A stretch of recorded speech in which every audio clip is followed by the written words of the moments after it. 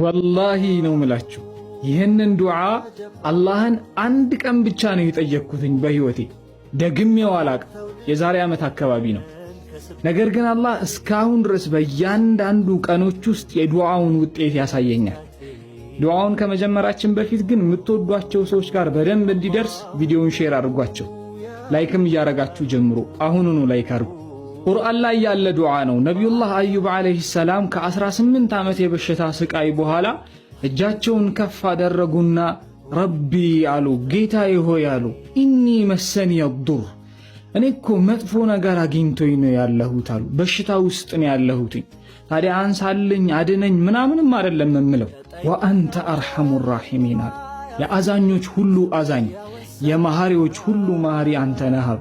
አንተ የአዛኞች ሁሉ አዛኝ ሆነ የመሐሪዎች ሁሉ መሐሪ ሆነ፣ እኔ ግን በሽታ ውስጥ ነው ያለሁት ብለው ዱዓ አደረጉ። አላህም ምን አለ? ፈስተጀብና አለ፣ ዱዓውን ተቀበልነው አለ አላህ። ለሱ ብቻ አይደለም ለቤተሰቦቹ ብቻማ አይደለም፣ ከሱ በኋላ ለሚመጡት ሰዎች እሱን መሰል ለሆኑ ሰዎች